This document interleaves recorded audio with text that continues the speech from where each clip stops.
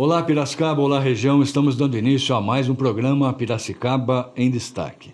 O destaque, a partir de agora, como mensalmente prometido aqui, estamos com a presença da psicóloga e psicanalista Idase Maidar, que vai estar falando sobre um tema muito importante, novamente, aí cada vez ela traz um tema emocionante, empolgante, e muitas vezes trazendo dicas importantes para vocês que nos acompanham. Idasma, é um prazer recebê-la aqui no programa. Igualmente, Seja César, bem-vinda, prazer viu? todo Seja meu. bem-vinda e Muito vamos estar obrigada. falando hoje sobre término de relacionamento, né? Isso, E que esse é é um tema bem atual também, né? bem atual, porque as relações estão ficando muito efêmeras, né? Você Ultimamente percebe isso? eu percebo que as pessoas estão terminando os relacionamentos com muita facilidade, a maior parte sem tentar, sem buscar antes uma terapia de casal, o que é lamentável, né? Eu acho que não pode sustentar realmente um relacionamento que não está dando certo. Mas antes de tudo, a pessoa é conveniente que ela busque ajuda para ver se tem jeito, né? Depois, se não tiver, tudo bem, né? Mas tem que tentar, Tem né? que tentar, Você né? percebe assim, pela sua experiência, pelos anos que você está no consultório, assim, qual a média de anos que normalmente chega naquele ápice que vai parar agora, parece que vai acabar o relacionamento mesmo. Depois de 7 anos que falam muito, né?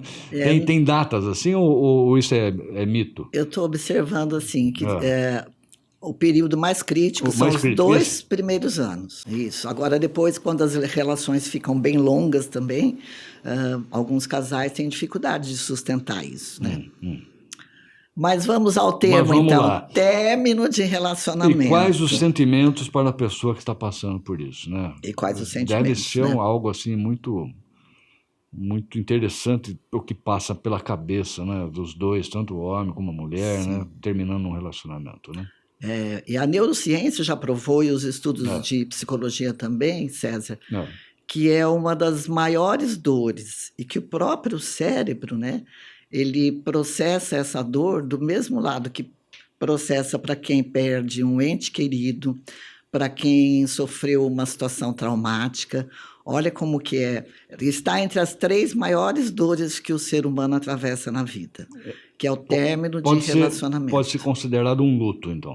É um luto, porque é uma perda, né? É. Aliás, o Freud tem uma frase que eu acho muito bonita, profunda e verdadeira, né? Ele diz: nunca estamos tão desamparados como quando perdemos um amor. Porque essa frase ela trata da vulnerabilidade, né? Que a pessoa, que acomete essa pessoa que está passando por uma separação. Porque vamos dizer, o pilar da nossa vida é o amor. E esse amor é constituído lá na infância, na relação com o pai, com a mãe, na relação entre eles que a gente também observa, né? E essa relação dos pais, normalmente as pessoas trazem para o relacionamento dela, Exatamente, é isso né? que acontece, César. É. Esse padrão que a gente observou da dinâmica dos nossos pais, na relação deles, né, na relação entre eles e na nossa relação com cada um deles. Esses padrões, eles são vividos e revividos no relacionamento, né? Então a gente está falando do desamparo. Esse desamparo ele remete à nossa própria história, né? Por exemplo, quando a pessoa está fazendo análise, a gente recorda, né, revive muitas coisas. Aquelas primeiras experiências de separação, quando a mãe foi levar a criança na escola, como ela ficou, a primeira vez que ela viajou e saiu de casa, são experiências que são revividas. Agora imagina, né, uma família, uma criança que cresceu numa família onde teve separação, ou teve traição, ou a perda por morte ou por abandono. Aí isso fica marcas que são reativadas durante um término de um relacionamento. Então isso Ela costuma, começa a reviver, então, ela começa a o reviver. passado dela, da infância dela, Exatamente. dos pais, Isso. Tem a dor do aqui e agora e mais e aquilo mais aquela do dor, aquela passado. marca que já ficou, né? Porque é como Mas usando. existe uma tendência de reproduzir o que foi passado ou não tem nada a ver? Acontece que as dores se somam, né? Vamos fazer uma metáfora aqui, a roda gigante. Você está naquela cadeira, você vai subindo, depois desce. Quando você passa pelo término, você já viveu aquilo, principalmente as pessoas que conviveram com famílias nas quais tiveram essa marca do abandono, da separação, da traição, da perda por morte. Então, essa dor, ela é somada, ela fica potencializada em função da história de cada um. E somando isso, tem aquelas... Então ela sofre mais. Quem Ela já sofre passou mais. isso com os pais, quando está acontecendo com ela sofre mais. Ela sofre mais. Além dela sofrer mais, tem também aquelas particularidades de como foi o término. Existem términos, é diferente você perder alguém porque o amor acabou, os dois entraram num acordo que é melhor cada um seguir sua vida. Agora, quando você é trocado por outro, tem a dor do término, né, somada a essa outra dor de ser deixada, né? Sim. Então, também às vezes ocorre, a pessoa não explicou, não deu assim uma explicação que pudesse ajudar o outro a elaborar essa situação. Então, tem situações que tornam ainda mais, quando a pessoa é traída, ou quando o outro não dá uma explicação que tenha sentido. Então, tem particularidades do término que também podem potencializar a dor, além dessas marcas do passado. Agora, quais os maiores medos e angústias nessa separação, no caso? Dos dois lados. Ou para a mulher é diferente do homem, ou é mais ou menos igual? Não, as dores não têm sexo, não. É muito parecido. São muito parecidas. São. Por quê? Olha, imagina, você topa uma vida com alguém, né? Principalmente as relações longas, parece que as identidades acabam se misturando um pouco, né? Então, quando você perde aquele amor, é como se você tivesse perdido partes de você mesmo, né? Então, há um abalo, né, nessa identidade que precisa ser trabalhada. E também, outra coisa que acontece com o término é um abalo na autoestima. Mesmo que a separação tenha sido inevitável, é comum a pessoa falar, puxa, mas o que será que aconteceu, né? Onde foi que eu errei? Onde foi que eu errei? E também, principalmente, será que eu tenho valor? Né? Ela começa a questionar o próprio valor dela. Ela coloca em xeque a valorização dela. E muitas vezes não tem a ver com ela, né? Pode ter a ver também, porque numa terapia de casal, por exemplo, as pessoas descobrem que tem a parte dela e a parte do outro, né? Ninguém é culpado. Cada um tem 50% de responsabilidade. Então, mas nesse caso a pessoa acha que tem tudo a ver com ela, às vezes não, às vezes o outro cresceu emocionalmente e você não conseguiu acompanhar, às vezes o outro se desinteressou, né? Às vezes o outro é incapaz de sustentar o relacionamento a longo prazo. Então, tem as causas do outro também, mas a tendência é a pessoa achar que tem tudo a ver com ela, que ela não tem valor. Então, é um ataque à autoestima. Sei.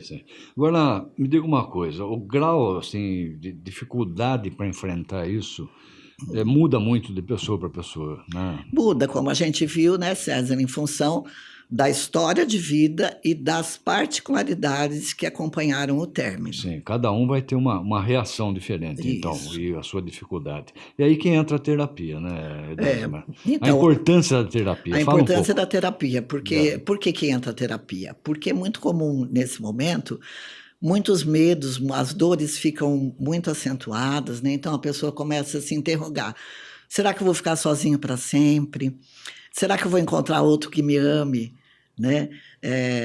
Será que as pessoas vão achar que eu sou imaturo, não consegui sustentar um relacionamento por mais tempo?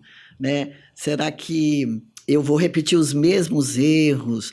Então, são muitas indagações e muitas dores que a pessoa sozinha ela não consegue lidar. Por isso que entra a importância da terapia, né? Porque a terapia, o que ela vai fazer? Ela vai ajudar a pessoa a processar as dores, passar as etapas do luto, porque como a gente estava falando, o sentimento é como se tivesse morrido alguém mesmo, né? Então, tem todas aquelas etapas, né? Tem primeiro a negação, depois a familiarização e no final, a aceitação. É todo um processo. E a perda que envolve o luto também tem uma gama de sentimentos. Tem hora que a pessoa está triste, tem hora que ela sente alívio, tem hora que ela sente revolta. Altos e baixos. Às vezes tem uma tristeza que pode chegar até a depressão, se não for tratada. Então, até ela superar, existe um processo que tem que ser atravessado. Agora você, Edésima, está se especializando também no atendimento a mulheres, né? para ajudar na separação, né? Isso. Quando o fato já aconteceu, não tem mais volta. Isso, quando não tem mais volta. Fala um pouco sobre essa sua especialidade para as mulheres. Principalmente que nós estamos aqui no mês das mulheres, né? Sim, verdade. 8 de março agora foi uma comemorado o Dia Internacional da Mulher e o mês todo é comentado muito a respeito também. Na verdade, eu atendo homens e mulheres que estão passando por esse momento. Sim. Mas é focado nas mulheres porque a gente chama aquela coisa de nicho, né? É importante que eu atendo tudo. Eu atendo depressão, ansiedade, fobia, separação, luto, mas eu estou aprofundando os meus estudos e a minha prática nesse momento, porque é um momento tão trabalhoso e tão peculiar, e é muito importante a gente se especializar em alguma coisa. Porque todo mundo faz tudo. Sim, então, sim. Você tem que ter uma especialidade. Você está focando mais. Assim. Eu estou focando nisso, né? Esse é o meu nicho, término de relacionamento. Sim. Mas eu uso também, depois a gente vai falar, né? A ferramenta que eu sou especialista é na interpretação dos sonhos. Sim. Mas você estava perguntando da terapia. Então, o que a pessoa vai fazer na terapia, César? Ela vai processar a dor, ela vai identificar aqueles padrões destrutivos que muitas vezes as pessoas fazem escolhas amorosas baseadas em padrões repetitivos doentios da relação dos pais. Então, ela vai identificar isso. Por que ela buscou aquela pessoa? E às vezes ela escolhe uma pessoa, que a pessoa está com 20, 30 anos. De repente ela conhece uma outra pessoa com 50. E é a mesma pessoa, né? Sim. Teoricamente, entre aspas, né? Imagina em 25 anos no que se transformaram esses dois. Sim, e muitas vezes em dois estranhos, né? Em dois estranhos. Acontece muito, César. E acontece, por exemplo... se apaixonou por algo que não existe mais, né? Isso, dos e dois os lados. valores, às vezes, mudam também. Sim. Quando você fez a escolha, você tinha determinados critérios. Sim. Para mim era importante, por exemplo, que um homem desse segurança, que ele tivesse um bom trabalho, que ele fosse um homem sério, que fosse um bom pai para os meus filhos. Ao longo da vida, esses critérios podem mudar. Hoje eu preciso de uma pessoa com quem eu converse, com quem eu possa trocar, sabe? Uma pessoa que gosta de viajar. Então, às vezes, isso vai mudando. Sim. E acontece aquele desencanto, né? E como a vida ela é curta, você não pode causar infelicidade para você mesmo, né? Sim. Quando você vai na terapia e vê que não dá mais, eu acho que é muito saudável romper mesmo.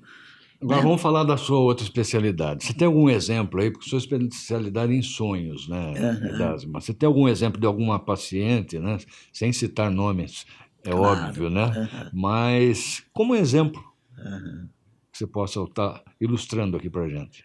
Você sabe, né, César? A gente já falou em outras entrevistas, né, com o tema dos sonhos, a fundamentação teórica, né, que o que nos ajuda mesmo a trabalhar com sonhos, que eles são como um raio-x, como uma ressonância magnética, que vai ajudar a gente a identificar os conflitos de uma forma mais clara. E aí, a gente trabalhando os sonhos, o tratamento ele produz um resultado em menor tempo, né? Porque a pessoa também consegue ver e falar de coisas que ela não falaria de outra forma. Então, eu recebi uma paciente em profundo estado assim, de confusão, de tristeza, de até uma sensação de não saber mais quem era. Ela estava perdendo identidade. Isso, ela estava perdendo a identidade. Ela estava nesse momento que a gente está falando, né? E ela teve um sonho assim, César.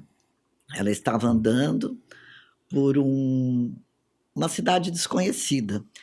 Aí, quando ela olha para a vitrine, ela vê o reflexo dela, só que não era ela, era um borrão, sem traços definidos. Aí ela se assusta, ela quer gritar, mas a voz não sai. Aí ela começa a correr, só que está tudo cheio de neblina, não consegue enxergar absolutamente nada. Quanto mais ela corre, mais as ruas se transformam num beco sem saída. Então, olha só, né? O próprio sonho, eu não vou aqui me ater às associações de cada um dos elementos do sonho, mas eu já vou mostrar só o final, tá?